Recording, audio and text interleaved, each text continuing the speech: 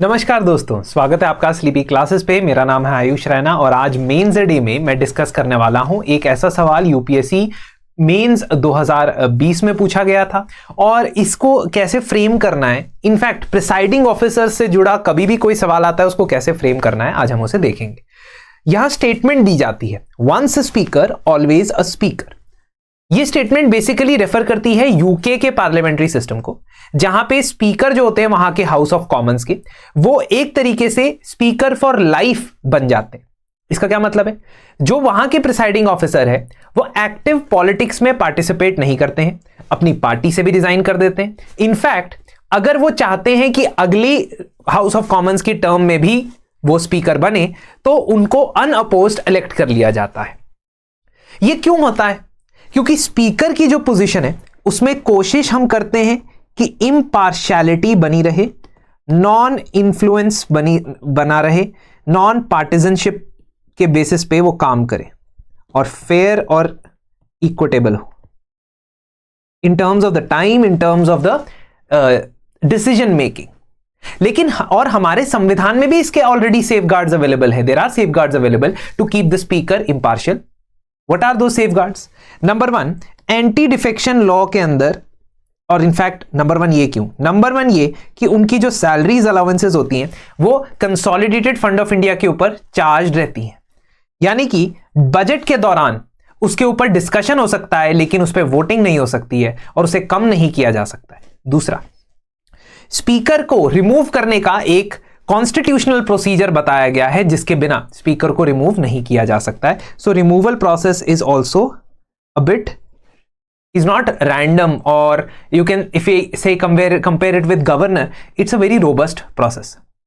Thirdly, speaker का जो voting position है वो सिर्फ कास्टिंग वोट के लिए रखी जाती है। In normal circumstances speaker vote नहीं करते हैं। ये कोशिश करने के बावजूद, चौथा पॉइंट, एंटी डिफेक्शन के अंदर आप देखोगे कि एंटी डिफेक्शन के अंदर यदि कोई अपनी पार्टी से चुनाव जीतता है और उसके बाद रिजाइन कर देता है पार्टी से तो उसे हटाया जा सकता है, डिस्क्वालीफाई किया जा सकता है, बट स्पीकर को एक एक्सेप्शन के तौर पे रखा जाता है।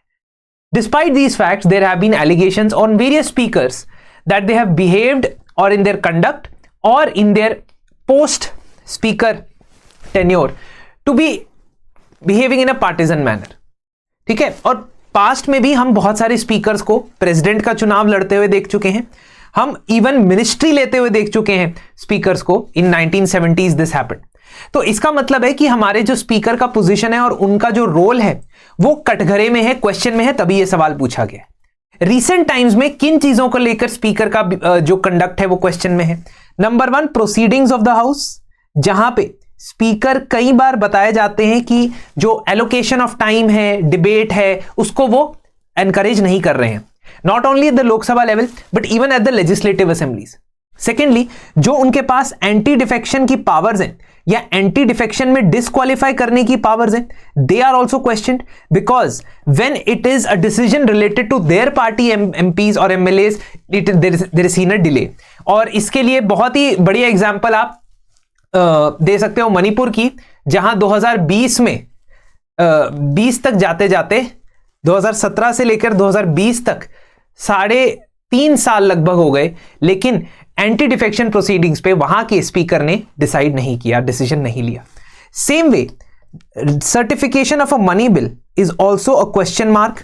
Certification of any bill as a money bill is the prerogative of the speaker, और वो किस तरीके से किस तरीके से उसको अप्रूव करते हैं, नहीं करते हैं, इसके ऊपर सवाल है। In fact the whole conception of what is should be and should not be included in a money bill is under Supreme Court's decision, मतलब अभी सब जुडिस है और उसके ऊपर फैसला आना बाकी है। कंसिडर कर रहा है सुप्रीम कोर्ट इस मसले को, इस मामले को, है ना। लास्टली, सस्पेंशन और डिस्क्वालिफिकेशन ऑफ मेंबर्स, इसको लेकर भी काफी ज्यादा चर्चा होती है। इसमें सबसे जो प्रोलिफिक चीज आपने देखी महाराष्ट्र की लेजिस्लेटिव असेंबली के अंदर, जहां सस्पेंड कर दिया गया 1 साल के लिए महाराष्ट्र के असेंबली के एमएलए को, जिसमें सुप्रीम कोर्ट इंटरवीन करते हुए कहता है कि ऐसा कोई प्रावधान ही नहीं है, कोई प्रोविजन ही नहीं है, ना तो लोकसभा के रूल्स में ना महाराष्ट्र लेजिस्लेटिव असेंबली के रूल्स में, जिसमें आप 1 साल के लिए किसी मेंबर ऑफ लेजिस्लेटिव असेंबली को सस्पेंड कर सकते हो।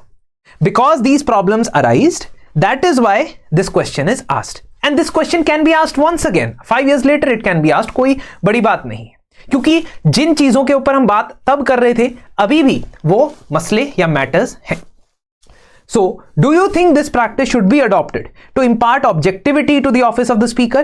And what could be its implication for the functioning of parliamentary business in India? So, there are basically 3 parts you have to address in this question. First, you have to acknowledge the first statement, once a speaker, always a speaker. कि इसने क्यों लिखा है, ये बताना है कि this is inspired from the concept followed in United Kingdom. और अगर उसके फीचर्स लिखने हैं तो शॉर्ट डायग्राम में, ठीक है, once a speaker, always a speaker के क्या फीचर्स हैं कि स्पीकर फॉर लाइफ है ना, does not resign, sorry resigns from party है ना, resigns from active politics, continues as speaker despite end of despite end of government tenure. ऐसे आप डायग्राम बना के बता दो कि वंस स्पीकर ऑलवेज स्पीकर क्या मतलब है. तो अगर हमें मतलब पता लग गया तो इसकी इंप्लीकेशंस को हम इजीली फिर पॉइंट बाय पॉइंट डिस्कस कर सकते हैं. तो एक्सप्लेन कर दिया बॉडी पार्ट 1 में, इंट्रोड्यूस किया आर्टिकल 93 से इंट्रोड्यूस कर सकते हो कि हमारे देश में स्पीकर का जो पोजीशन है या हमारा पार्लियामेंट्री सिस्टम वेस्टमिंस्टर मॉडल पे बेस्ड है, लेकिन स्पीकर की पोजीशन में हमने कुछ अंतर रखा हुआ है, सम डिफरेंस रखा हुआ है जो प्रोसीजरल है. सेकेंड पार्ट इज, अगर हम ऐसा करते हैं वंस स्पीकर ऑलवेज स्पीकर तो उससे क्या बेनिफिट्स हो सकते हैं. ऑफ कोर्स बेनिफिट्स होंगे. यदि किसी व्यक्ति के कोई पॉलिटिकल एम्बिशंस नहीं होंगे, वो पॉलिटिकल पार्टी का मेंबर ही नहीं होगा, उसको कोई इंफ्लुएंस करना बहुत मुश्किल हो जाएगा. इंपार्शियलिटी इंप्रूव होगी, हाउस की कंटिन्यूटी इंप्रूव होगी, बार बार लोकसभा के स्पीकर का इलेक्शन नहीं करवाना पड़ेगा जिसको लेकर पॉलिटिकल गर्मागर्मी होती है. जैसा कि अभी आपने रिसेंटली देखा होगा कि जब 18th लोकसभा तैयार हुई, you can mention that there were hiccups in the election of 18th Lok Sabha speaker as well, because opposition party said कि पहले आप डिप्टी स्पीकर के इलेक्शन की डेट बताओ, तब हम स्पीकर के इलेक्शन की डेट के लिए आगे बढ़ेंगे, है ना. It also it also gives a better dignity to the office of the speaker, and it will be a symbol of bipartisanship in the era of crude polarized politics. अब conclusion में 2 part होंगे. एक तो last statement of conclusion जिसमें आप लिखोगे that parliament is a symphony of democracy and the speaker is the one who conducts, और the presiding officer has to conduct and make sure that all the notes sound perfect. और symphony मतलब कि जो orchestra play कर रहा है एक music, उसको कंडक्ट करने के लिए स्पीकर हैं और वो उसको इंश्योर करते हैं कि हर एक नोट, हर एक सुर, हर एक ताल बिल्कुल प्रॉपर तरीके से आए. इसका मतलब ऑपोजिशन पार्टी वाले लोग, कमिटीज की मेंबरशिप, ट्रेजरी बेंच, इन सब को मैनेज करना ये स्पीकर की जिम्मेदारी बनती है.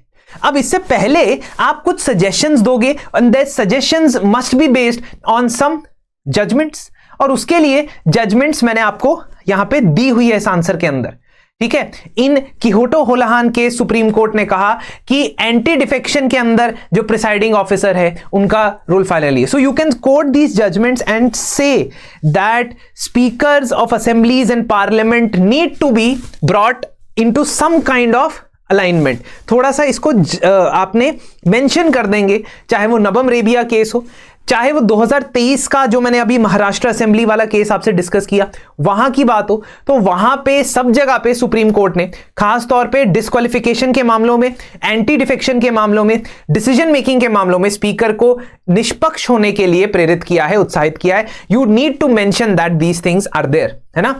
सो apart from once a speaker always a speaker, parliamentary business को या पार्लियामेंट्री फंक्शनिंग को इंप्रूव करने का और भी मेथड्स हो सकते हैं.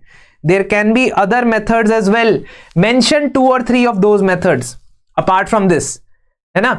And if you want, मैंने 1 या 2 दिन पहले जो लास्ट वीक हमने डिस्कस किया था, इनफैक्ट मेंस डे में पार्लियामेंट का क्वेश्चन डिस्कस किया था कि पार्लियामेंट अपनी एग्जीक्यूटिव की जो अकाउंटेबिलिटी है पार्लियामेंट के प्रति वो कैसे इंप्रूव कर सकता है ना. How can they improve. तो ये चीज आप मेंशन कर सकते हो इन द प्री कंक्लूजन. तो इस तरीके से आपका आंसर हो जाएगा तैयार. और यदि आप सभी प्रीवियस ईयर क्वेश्चंस को डिटेल में डिस्कस करते हुए मॉडल आंसर तो मिलेंगे, लेकिन साथ ही साथ एक थीम वाइज तरीके से कवर करना चाहते हो तो हमारा general studies previous year questions course available है 2025 के लिए. सभी कोर्सेज पे इस वक्त आपको 25% डिस्काउंट मिलेगा। आपने कोड का इस्तेमाल करना है LOHDI25, LOHDI25। So you use this code and सभी कोर्सेज पे 25% ऑफ। धन्यवाद and have a very nice day ahead.